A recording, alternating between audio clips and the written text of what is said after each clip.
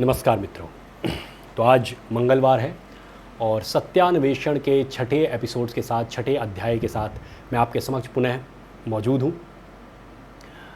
अभी तक हम लोग ने जो समझा थोड़ा सा उसको रिकैप करते चलेंगे और आगे की तरफ बात करेंगे। हम लोगों ने आत्मा और परमात्मा, उसके निराकार रूप पे चर्चा की है। अध्याय 3 में हम लोगों ने उसके ऊपर चर्चा की। उसके बाद हम लोगों ने योग को समझा कि योग का क्या कार्य है। तो मैंने एक उदाहरण रखा था और उसी उदाहरण को आगे एक्सटेंड करते हुए हम लोग चलेंगे। उदाहरण एक ये रखा था कि आप ये मान लीजिए कि जो आपका ये शरीर है, एक्चुअली ये शरीर ही मंदिर है। ये शरीर को आप एक राज्य मान लीजिए और इस राज्य का एक राजा है आपका मस्तिष्क। और इस मस्तिष्क को राजा मान के दो इसके मंत्री मानने हैं। एक मंत्री हो गया मन और एक मंत्री हो गया आत्मा। एक्चुअली जो आत्मा है ये परमात्मा का ही रूप है और आत्मा ही आपको सही रास्ता, आपके जीवन का वास्तविक लक्ष्य क्या है उसकी तरफ ले जाने का प्रयास करती रहती है। लेकिन ये मन जो है ना, ये बहुत बदमाश है। ये क्या करता है कि ये आपको सांसारिक चीज़ों में, माया में, जो चीज़ें छद्म है, जो है ही नहीं, एक्चुअली ये संपूर्ण संसार ही छद्म है। ये जो कुछ भी दिख रहा है ये तो शाश्वत नहीं है। जो चीज़ शाश्वत है वो आत्मा है। शाश्वत का मतलब होता है कि वो चीज़ जो कभी भी समाप्त ना हो, जो निरंतर चली आ रही है और आगे भी चलती रहेगी। वो इस शरीर में भी आपके पास है और इसके बाद भी होगी, इसके पहले भी थी। ठीक, तो आपके पास शाश्वत चीज़ केवल एक है और वो है आपकी स्वयं की आत्मा। राइट, तो आप उसकी बात को सुन सके, इस मन को नियंत्रित कर पाएँ। अब इस मन को यदि नियंत्रित ना कर पाए तो आप इसकी बात को सुन ही नहीं पाएंगे, क्योंकि अल्टीमेटली निर्णय आपका ये मस्तिष्क लेता है।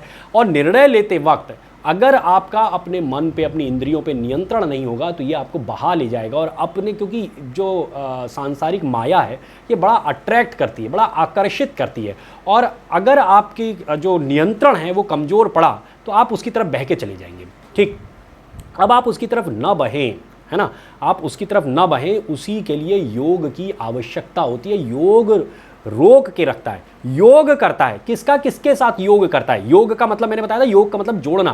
किसको किससे जोड़ना है? आपको आपके लक्ष्य से लगातार जोड़ के रखना है। ठीक, अभी कुछ लोग इसका विरोध भी करते हैं कि जब हम लोग, अब देखिए जो विधाएं बनाई गई हैं, विधाएं सनातन संस्कृति में भारत के जो महान ऋषि मुनियों ने विधाएं बनाई कि आप एकदम से आप जो निराकार परमात्मा है, निराकार आपकी जो आत्मा है, निराकार का मतलब जिसका कोई आकार नहीं है, जो दिखता नहीं है ना, वास्तव में मनुष्य की प्रकृति है। हम चीज़ों को समझते हैं चित्रों के माध्यम से। मैंने एक एक्सपेरिमेंट भी आपको शायद 3rd एपिसोड में ही किया था आपके साथ कि आप किसी भी चीज़ को जो याद करते हैं, हमारे दिमाग में एक लाइब्रेरी होती है, वो बचपन से बनती चली जाती है और उस लाइब्रेरी में शब्दों के आधार पर चित्र जो है उकरे हुए होते हैं। मैं अगर आम बोलता हूँ तो आम का एक चित्र आपके दिमाग में तुरंत आता है। अगर मैं कैमरा बोल रहा हूं तो आपने कैमरा देखा हुआ है, तो इसलिए क्या होगा कि जैसे ही आप आंख बंद करेंगे और मैं आपसे बोलूं कैमरा, तो आपके सामने कैमरे का चित्र उभर के चला आएगा। लेकिन मैं एक ऐसी चीज, हवा का मैं बोलूं, हवा का क्या चित्र आपके सामने, अगर मैं बोल दूं हवा का नाम भी सुना हुआ है आपने, हवा के बारे में भी आप जानते हैं कि बिना हवा के हम जीवित नहीं रह सकते, इस हवा में ऑक्सीजन होती है और इस ऑक्सीजन से ही हम जिंदा रहते हैं। तो हवा के बारे में आप बहुत सारी जानकारी रखते हैं, लेकिन क्या आंख बंद करके मैं हवा बोलूं तो हवा आपको दिखाई देगी? हवा आपको नहीं दिखाई देगी, क्योंकि आपने हवा को देखा ही नहीं है। जब आपने हवा को देखा ही नहीं है, जबकि आप हवा को महसूस करते हैं, आप लगातार सांस ले रहे हैं, सांस लेना अगर आपने 2-3 मिनट के लिए बंद कर दिया तो खत्म हो जाएंगे। तो आप इस हवा को महसूस कर रहे हैं, इसकी उपयोगिता जानते हैं। और इस कोरोना काल में तो लोगों ने बहुत अच्छे से जान लिया कि शुद्ध हवा की और ऑक्सीजन की हमें कितनी ज़रूरत है। ठीक, तो कहने का मतलब है आप हवा के बारे में जानकारी बहुत कुछ रखते हैं। हवा, आप सांस आप लगातार ले रहे हैं, फिर भी आप, अगर मैं हवा बोल दूं तो आपको कुछ नहीं दिखाई देता है, क्योंकि हवा का कोई अस्तित्व, कोई चित्र आपके दिमाग में है ही नहीं, आपकी लाइब्रेरी में नहीं है। तो ऐसे में आप सोचिए उस आत्मा को, जिस आत्मा को भी निराकार कहा जाता है, वो आत्मा भी निराकार है। ठीक, आत्मा किसी के शरीर से जब निकलती है तो क्या आप देखते हैं कि जब कोई मरता है तो मरते वक्त क्या होता है? 4 लोग, 5 लोग, 10 लोग उसको घेरे हुए हैं आदमी को, आदमी एकदम से मर गया, अभी तक जिंदा था, लेटा हुआ था और उसके शरीर से आत्मा निकली। लेकिन क्या कभी किसी ने निकलते हुए देखा कि कहाँ से निकली, किधर गई, कैसी थी, किस प्रकार की थी, उसका रंग कैसा था, रूप कैसा था, आकार कैसा था? किसी ने देखा? नहीं देखा। बहुत सारे एक्सपेरिमेंट किए लोगों ने, साइंटिफिकली इसको प्रूफ किया गया है कि एक आदमी को कांच के उसमें क्या कहते हैं, पूरी तरीके से उसमें बक्से में बंद किया गया और जब वो मरा तो उसके अंदर से कोई चीज़ निकली, कांच चटक गया। तो कोई चीज़ निकली तो, लेकिन वो क्या चीज़ निकली उसको किसी ने नहीं देखा। ठीक, बहुत तरीके से कैमरा लगा लगा के लोगों ने उसकी फ़ोटो खींचने की कोशिश की, लेकिन आत्मा का कोई आकार आज तक किसी ने देखा नहीं है। तो वो निराकार रूप है। उस निराकार रूप को, उस निराकार रूप को जिसके बारे में आपको बहुत कम जानकारी है, आप उसको जानना चाहते हैं और उस निराकार रूप, उस आत्मा के रूप के साथ साथ आप उस परमात्मा को समझना चाहते हैं। सोचने की बात है, जिस हवा को रोज आप सांस ले रहे हैं और बचपन से लेके और बुढ़ापे तक, पहले दिन जब आप पैदा हुए तब से लेके जब आप मरे तब तक लगातार सांस लेते रहे, लेकिन उस हवा का रूप रंग आप नहीं जानते हैं, देख नहीं पाए हैं। आप कह सकते हैं उसका रूप रंग है नहीं तो दिखे कैसे? अरे भाई नहीं देखा है ना, मानते तो हो ना कि हवा है और उसका मैं रूप रंग नहीं जानता हूं, तो मानो ना आत्मा भी है और उस आत्मा का रूप रंग नहीं पता है। तो सोचने की बात है। अब इस मानव जीवन का लक्ष्य है कि हम उस आत्मा को और उसके माध्यम से परम आत्मा को यानी परमात्मा को भी हम जान सकें। अब ये जानने की जो ये विधा है, जो ये यात्रा है, जिसको मैं कह रहा हूँ स्वबोध यात्रा, अपने स्व के बोध की यात्रा, इस स्व के बोध की यात्रा पे आप आगे बढ़ना चाहते हैं और उस ईश्वर को देखना चाहते हैं, उसका अनुभव करना चाहते हैं। एक्चुअली देखना नहीं, उसका अनुभव करना चाहते हैं, जिसको आप मतलब जिसका कोई आकार ही नहीं है। तो कैसे उसको उस तक पहुंचा जाए, ये यात्रा की कैसे जाए? लक्ष्य उस चीज पे साधना है। अर्जुन ने उस मछली की आंख पे निशाना साधा तो उसे मछली की आंख दिख रही थी ना। आपको कहा गया आपको अर्जुन बनना है और उस चीज पे निशाना साधना है जो चीज दिखती नहीं है, जो चीज आपको पता ही नहीं है कि वो कैसी होती है, कैसा है, क्या क्या उस पर निशाना साधेंगे। तो अब ये जो आध्यात्मिक यात्रा है, इस यात्रा के लिए कुछ सीढ़ियां बनाई गई। हमारे ऋषि मुनियों ने एक सीढ़ी बनाई कि आपको मूर्ति रूप में ईश्वर को मानना पड़ेगा। और मूर्ति रूप इसलिए क्योंकि जैसे आप दिखते हैं, आप कल्पना भी करेंगे, ईश्वर की कल्पना कैसी करेंगे? कल्पना आप जैसे, चूंकि आपके अंदर ही वो आत्मा है, तो जब आपके अंदर आत्मा है तो आप कह सकते हैं कि ये जो मंदिर है, इसी मंदिर में ये आत्मा रह रही है। जो परमात्मा का मंदिर होगा उसमें जो परम आत्मा रह रही है, आप मान लेते हैं कि उसका भी जो आकार होगा कुछ हमारे जैसा होगा। और इसीलिए सनातन संस्कृति में मूर्ति पूजा की जाती है। ठीक, बहुत से लोग इसका विरोध करते हैं। अभी तमिलनाडु में एक केस हुआ, अभी मैं इसके ऊपर पूरा एक वीडियो बनाऊंगा। जो तमिलनाडु में केस हुआ, बहुत सी मीडिया कर्मियों ने क्या किया, उस पूरे केस को किनारे कर दिया। वहां पे कुछ मुस्लिम समाज के लोग बहुता में हो गए, मतलब उनकी बहुसंख्यक हो गए वो, तो उन्होंने वहां पे रथ यात्रा का और मूर्ति पूजा का विरोध करना आरंभ कर दिया, यहां तक कि कोर्ट में चले गए। भाई मैं कहना चाहता हूं, यदि आपको कोई सिद्धांत नहीं पता है, आप नहीं मानते, आपको अगर विज्ञान का ज्ञान ना हो तो आप तो कहेंगे कि धरती जो है गोल नहीं है, धरती जो है चपटी है, धरती सपाट है। तो अगर आपको विज्ञान का ज्ञान नहीं है, सब लोग बता रहे हैं कि नहीं भैया धरती गोल है, धरती चपटी नहीं है, धरती गोल है, लेकिन आप आंख बंद करके बैठे हैं, तो आप नहीं नहीं नहीं नहीं मैं तो मानूंगा कि धरती चपटी है। तो आपके मान लेने मात्र से ऐसा तो है नहीं कि कोई सिद्धांत बदल जाएगा। तो यदि आपको आत्मा का सिद्धांत नहीं पता है तो इसका यह मतलब नहीं होगा कि आत्मा एग्जिस्ट नहीं करेगी। और यदि उस आत्मा के मार्ग पे, उस आध्यात्मिक मार्ग पे चलने के लिए भारत के महान ऋषि मुनियों ने कोई मार्ग बनाया है, तो उस मार्ग का सिद्धांत पहले समझिए कि सिद्धांत क्या है।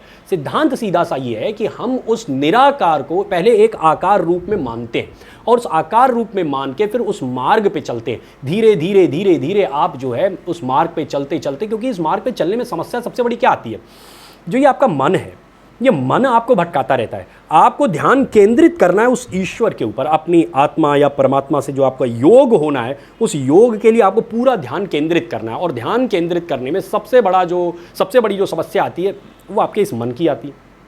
मन भटकाए रहता है। अब इस मन को साधने के लिए, मन को कैसे साधा जाए, आज मैं एक विधा, अब आज के एपिसोड का जो मर्म होगा वो यही है कि मैं एक विधा आपके समक्ष रखूंगा कि कैसे हम अपने इस मन को साध सकते हैं। ठीक, अब इस मन को साधने के लिए, जैसे अगर मैं एक अध्यापक हूँ तो मैं पहले विद्यार्थियों को एड्रेस करना चाहूँगा कि एक विद्यार्थी अपने मन को साधना चाहता है। ठीक, इस बार वसंत पंचमी में मैंने एक इसके ऊपर एपिसोड किया भी था, तो उसी को थोड़ा आगे एक्सटेंड करते हुए आज रखूँगा कि एक विद्यार्थी के लिए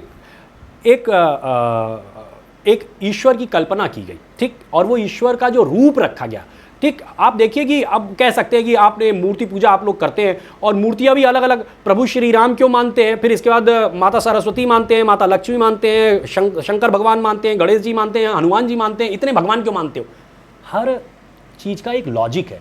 वो इसलिए है क्योंकि जो व्यक्ति की अपना लक्ष्य है जीवन का, उस लक्ष्य के आधार पे ईश्वर की एक उसके सामने कल्पना रखी जाती है। अब जैसे एक विद्यार्थी है, विद्यार्थी के लिए माता सरस्वती की कल्पना उसके समक्ष रखी गई। ठीक, और वो माता सरस्वती पे अपना ध्यान केंद्रित करे, उनके स्वरूप पे, उनके साथ एक पूरा व्यक्तित्व जोड़ा गया है कि वो क्या क्या करती हैं। वो अंधकार से हमें प्रकाश की तरफ ले जाती हैं, वो अज्ञानता से ज्ञान की तरफ हमें लेके जाती हैं। तो ये उनके साथ जोड़ा गया ये व्यक्तित्व। और एक बच्चे को ये सिखाया जाता है, एक प्रार्थना सिखाई गई। अभी मैं आपके साथ एक प्रार्थना उनकी बहुत अच्छी गाऊंगा, जो कि बचपन से मैं गा रहा हूँ, और चूँकि मैं तो शिशु मंदिर का पढ़ा हुआ हूँ तो हम लोग को वहाँ पे ये प्रार्थना कराई भी जाती थी, और मुझे बहुत अच्छी लगती है, इसलिए मैं आज तक गाता हूँ।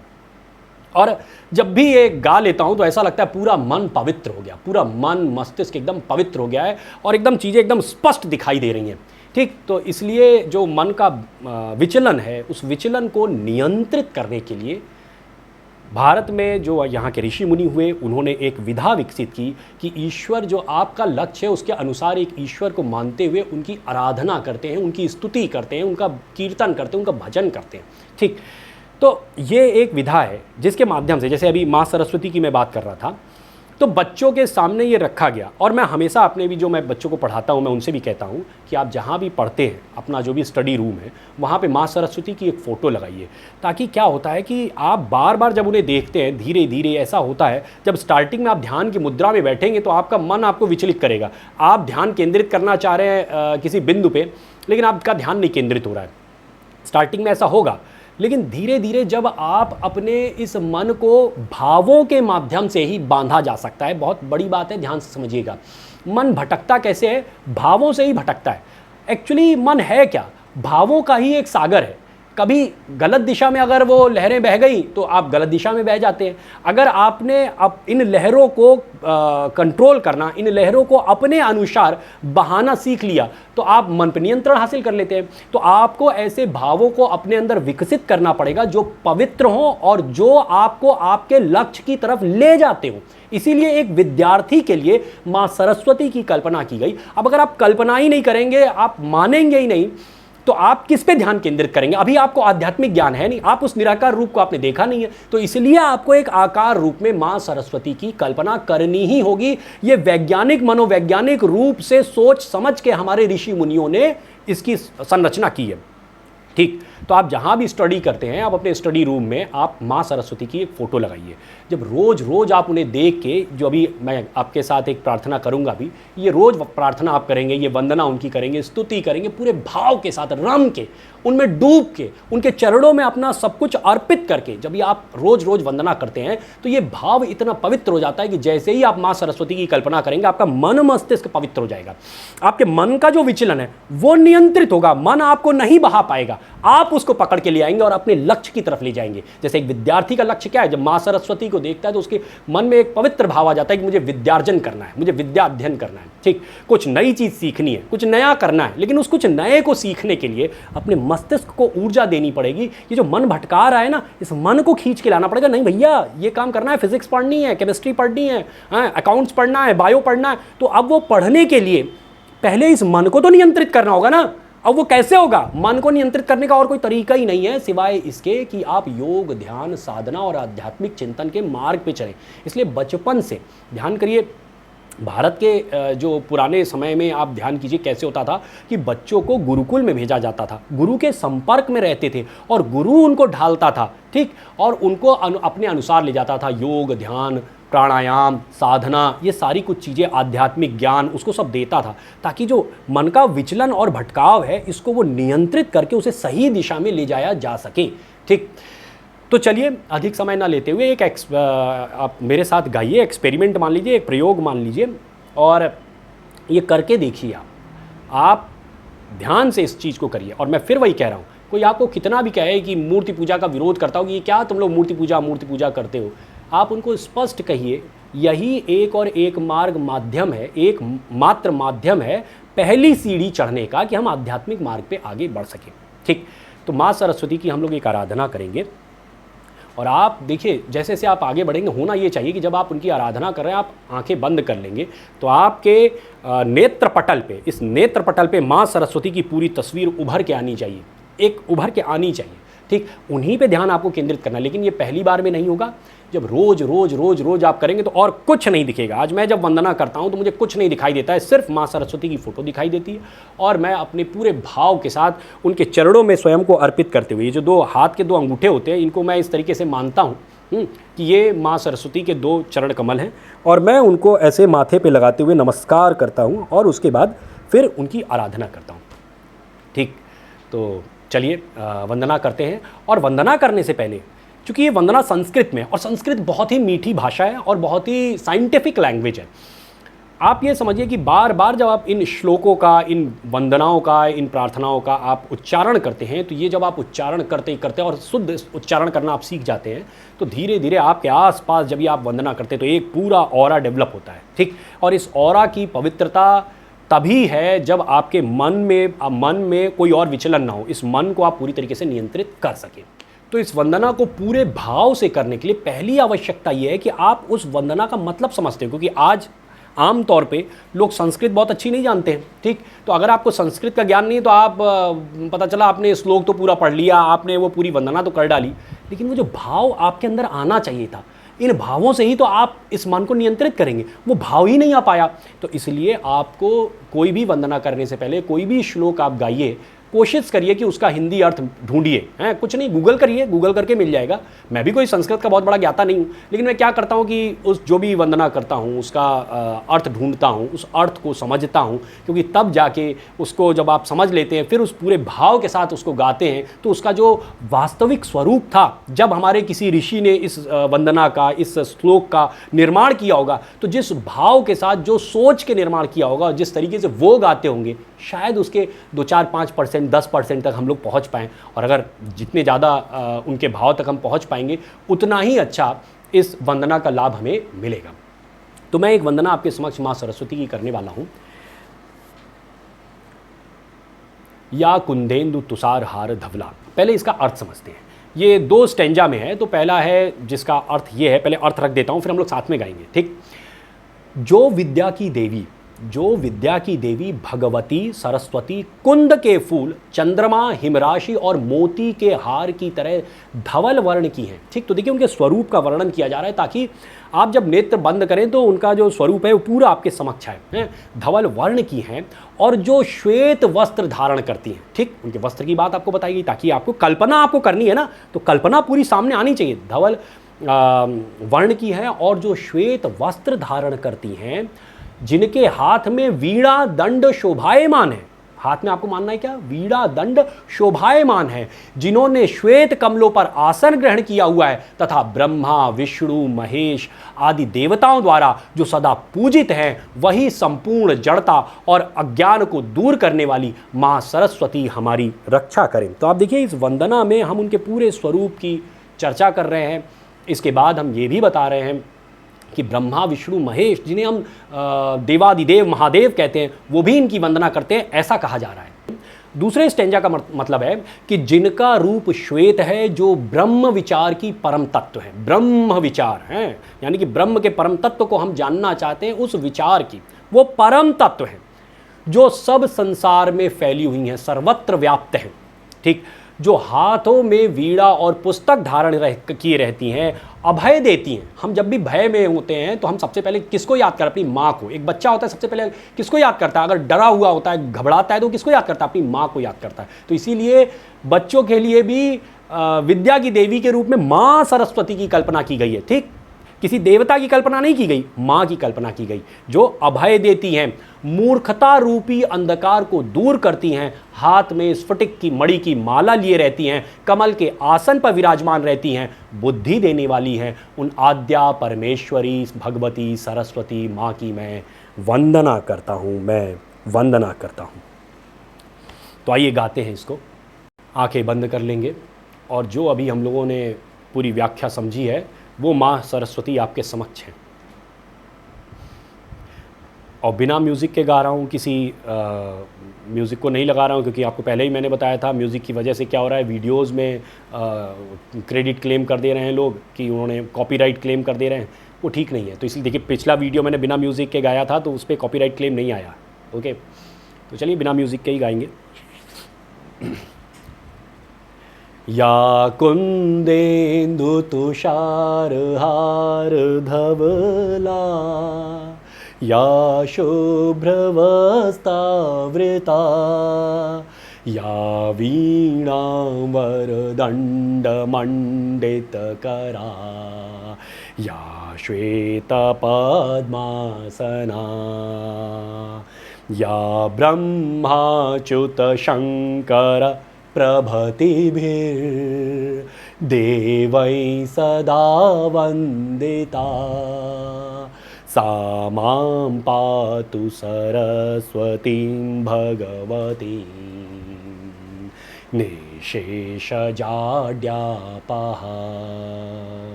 दूसरा स्टेंजा। शुक्लां ब्रह्म विचारसार परमां आद्यां जगद्व्यापिनीं वीणापुस्तकधारिणीम् अभयदां जाड्यान्धकारापहां हस्ते स्फाटिकमालिकामविदधती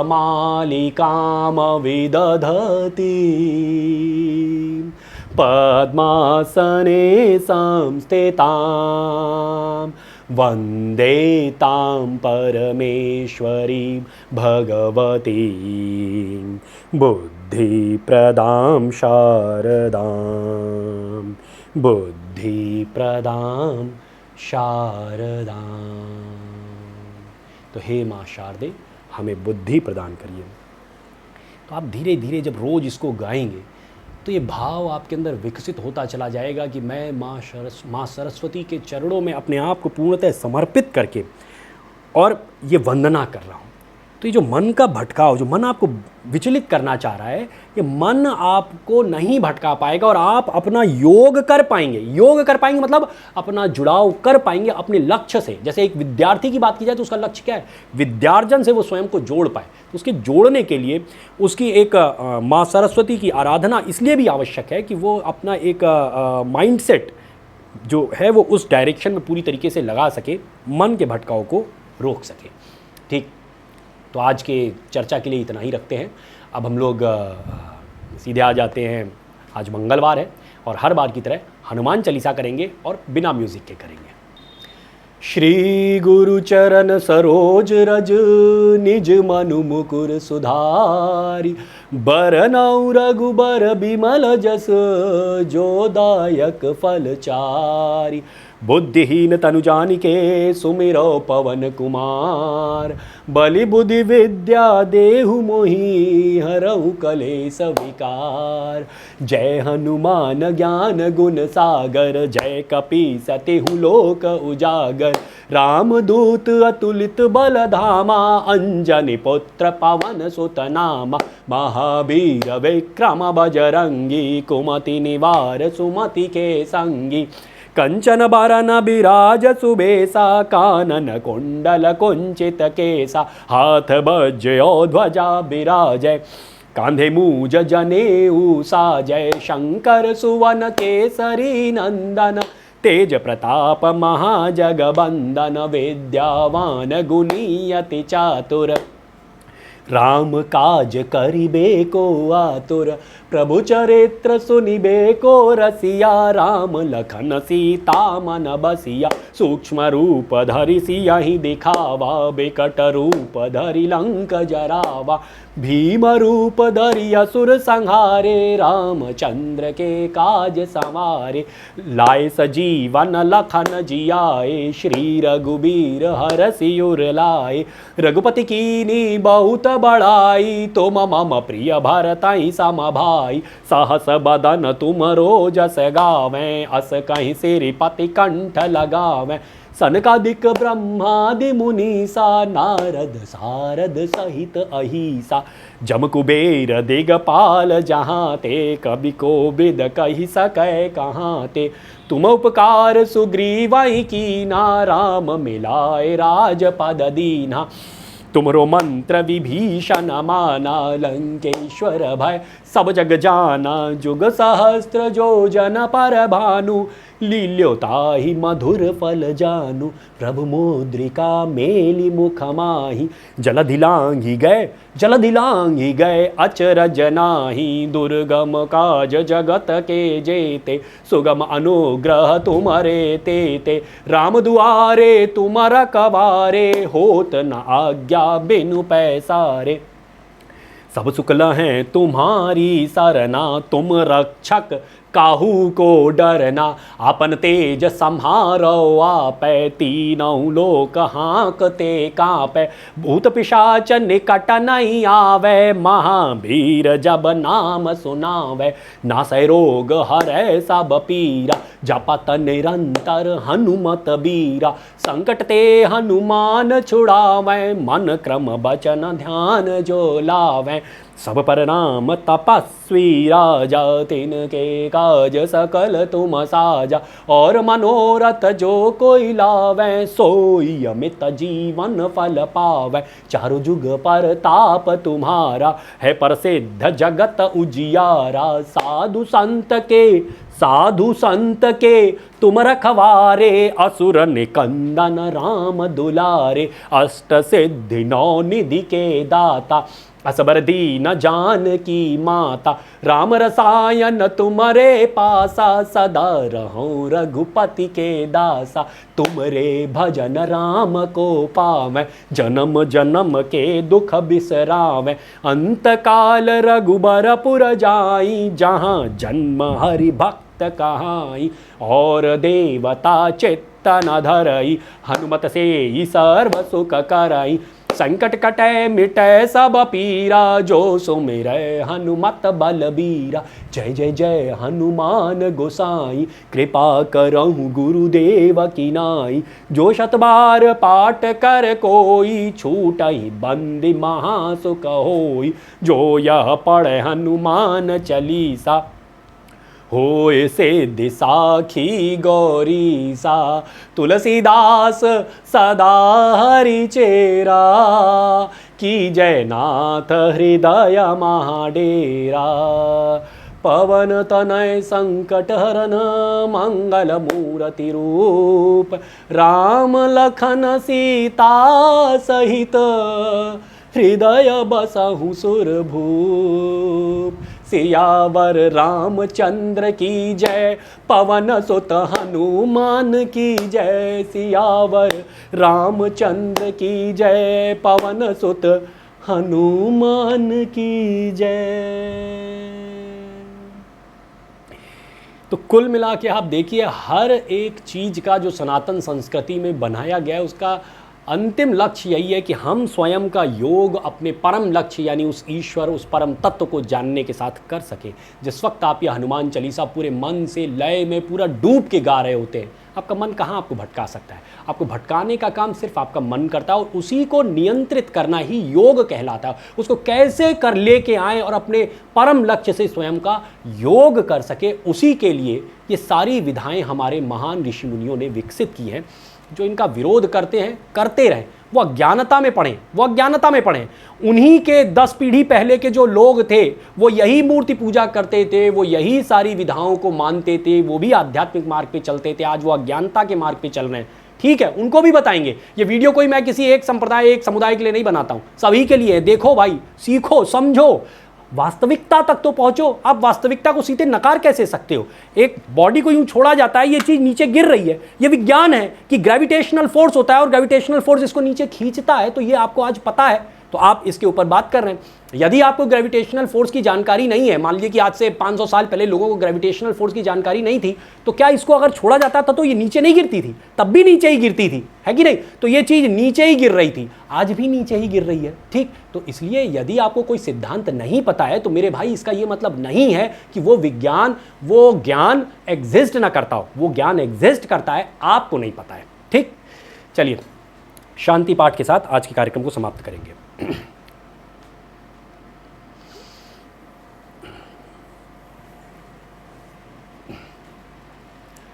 ओम द्यो शांति रंतरिक्षम शांति, पृथ्वी शांतिराप शांतिरोषधयः शांति, वनस्पतयः शांति, विश्वे देवा शांति, ब्रह्मं शांति, सर्वं शांति, शांतिरेव शांति, सामा शांतिरेधि। ओम शांति शांति शांति।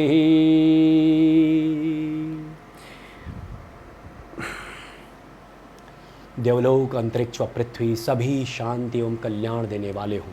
सभी जल, औषधियाँ, वनस्पतियाँ हमें सुख शांति प्रदान करें। सभी देवता परब्रह्म परमेश्वर सभी सम्मिलित रूप से शांति देने वाले हों। आदि भौतिक, आदि दैविक व आध्यात्मिक सभी प्रकार ही शांति हो। वह शांति हम में सदैव वृद्धि को प्राप्त हो। वह शांति हम में सदैव वृद्धि को प्राप्त हो।